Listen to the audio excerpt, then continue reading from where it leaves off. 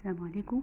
النهارده هشرح لكم او اقول لكم احداث اخر حلقه من مسلسل صوت وصوره حلقه 30. لكن في الحلقه اللي فاتت كانت رضوى بتعترف للمحامي، عرفته ان هي قتلت. وبعدين في بدايه الحلقه بتشرح له قتلت ازاي، انها مسكت السكينه وضربت بيها عصام الصياد لحد ما الدم ملا جسمه. وتقول بقى انها بعد كده رجعت البيت واستحمت عشان تغسل نفسها من كل الدم ده، وكانت متوقعة ان البوليس يجيلها عشان يقبض عليها. آه، انا كده عارفة ان العيادة عنده بقى فيها تصوير فيديو، وان اتشافت وهي داخل العيادة. فهو رجع هو المكتب بتاعه، هو طبعا زعلان.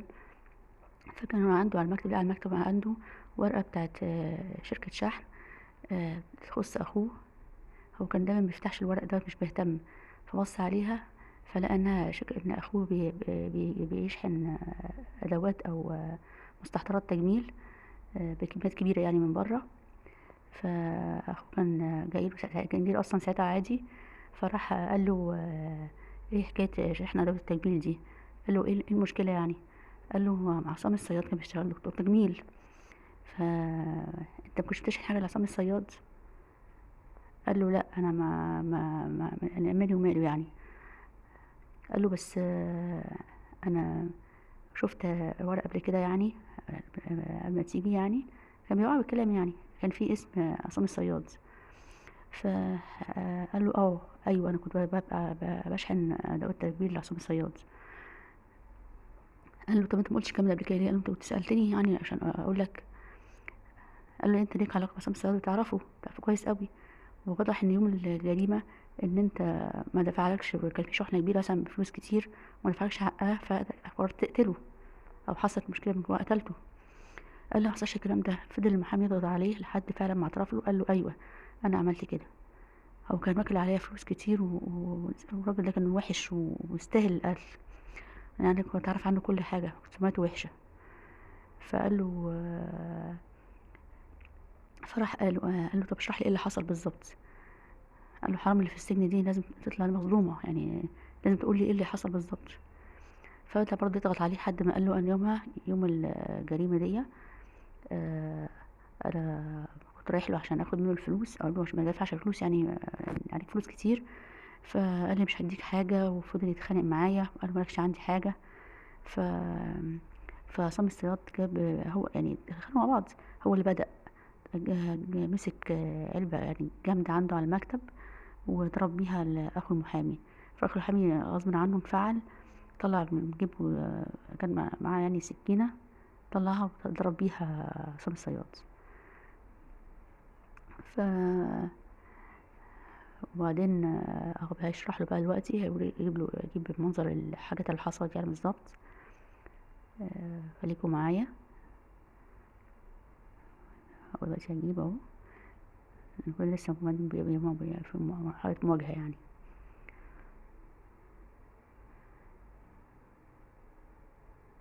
هجيب دلوقتي هو بيشرح له اهوت.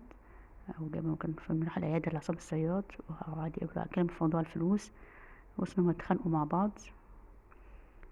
ومسكوا بعض، مسكوا بعض لسه اهو.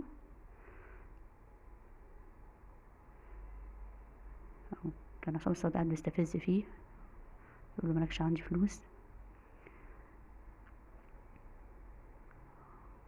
هما يبدأوا يتخانقوا مع بعض اهوت.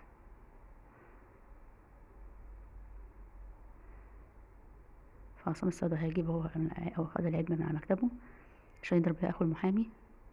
فراح اخو المحامي طلع السكينة وضرب بيها عصام الصياد وهرب.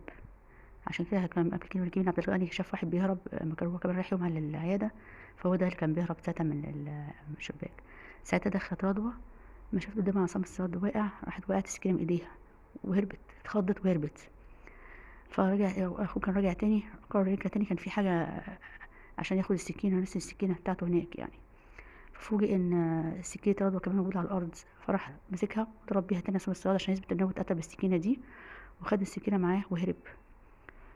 بعد كده راح تاني يوم لعبد الغني المعمل، كأنه رايح له عادي يعني بيجيب له حاجات او كده يعني. ف- فهو عبد الغني ما سابه، راح مسك طلع السكينة ومعاه وحطها في المعمل عند عبد الغني عشان يثبت ان التهمة على عبد الغني. طبعا اخوه اللي بيسمع كل الكلام ده طبعا هو متضايق ان يطلع في الاخر اخوه اللي عمل كل دوت والست البريئة دي هي اللي كل ده اتحملت كل ده عشان في الاخر اخوه السبب.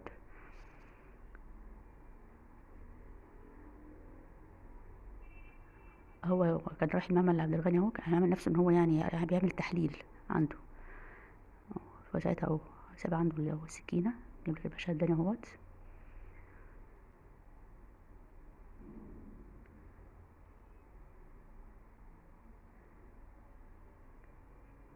هو طبعا المحامي متضايق جدا من الكلام اللي بيسمعه ومش عارف طبعا يعمل ايه، ده اخوه يعني، فهو طبعا لازم يحقق القانون والعدل يعني. فقال لاخوه لازم تعترف على نفسك عشان حرام البريئة اللي في السجن دي.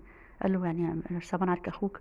قال له انت مش انت عملت كده فعلا؟ قال له انا هحاول اخفف لك الحكم، على ان هو بدأ الاول يهجم عليك يعني. طبعا كل ده هو يعني طبعا متضايق، وبعدين يعني بيحاول يقول له يضغط عليه عشان يعترف. هو اصلا اتاري كده اصلا المحامي كان اصلا ببلغ البوليس عشان يحضر الكلام دوت، لان هو كان خلاص يعني شبه متاكد من انه اخوه اللي عمل كده. فكان اتاري كل دوت كان الضابط واقف بره وسمع كل الكلام اللي هو ضابط حسين دوت، وعشان اول ما يخلصوا كلام اعتراف اخوه يعني البوليس هيقبض عليه. اخوه طبعا هو مكانش عارف ان هو بلغ عنه، بس بقول له أرجوك ما تبلغش عني، انا ما عرفتش عملت كده ازاي، كانت لحظة ضعف، وانت عارفه ده كان وحش يعني مستفز. او الضابط دخل اهو وعشان يقبض على اخوه أبويا. طبعا هما طبعا صعبان عليه اخوه وحضنه وقال له معلش انا هحاول اخف لك الحكم. واخوه فعلا خلاص راح السجن اهوت، والضابط قال له برافو عليك شاطر، اي نعم انت عرفت تجيب القاتل، بس معلش انت طلع اخوك يعني يعني قلبي معاك يعني. قال له مفيش داعي انك تعتذر وكده يعني، هو اللي عمل كده هنعمل ايه. طبعا هو متضايق جدا. طبعا ساعتها بقى طبعا خلاص كده رضوى هتطلع من القضية، طلعت هي خلاص براءة، ورجعت بيتها، راحت شافت بنتها خلاص فرحانة بقى انها هتعيش معاها وترجع لحياتها الطبيعية. وكلهم بقى جم يزوروها عشان يباركوا لها. طبعا اللحظة كلها فرحة وسعادة. وطبعا هنا مساعد المحامي اللي هو آه، هو وزميله آه، طبعا مش مصدقين اللي حصل، وبعدين بيتكلموا معاه في يعني زي حكاية اللي حصل ان اخوه كل ده كانش يعرف ان اخوه اللي عمل كده، وطبعا حاجة غير متوقعة. بس الحمد لله ان في الاخر الحقيقة بانت، وان المظلومة دي طبعا طلعت من السجن. فهي طبعا كلهم يعني كان طبعا حاجة غريبة يعني اللي حصلت دي. طبعا مضايقين يعني بيواسوه عشان اخوه يعني دخل السجن. وده بقى طبعا عايزين طبعا يعمل حد تطلع في السوشيال ميديا بقى ويستفيد وكده. فهي بقى كان رضوى كانت مش عايزة السوشيال ميديا تاني بقى، خلاص كفاية حياتي كده بقى، عايزة بس حياتي تستقر، مش عايزة بقى تاني بقى دعاية ولا كلام من ده، خلاص بقى الحمد لله.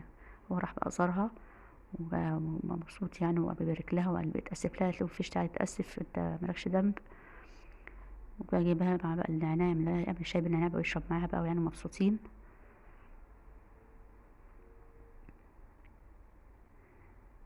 طبعا مشهد يعني حلو عشان بقى كله يعني يرتاح بقى كده خلاص، والحمد لله مفيش مشاكل والقضية خلصت. او بيشربوا الشاي بالنعناع لو بيحبوا.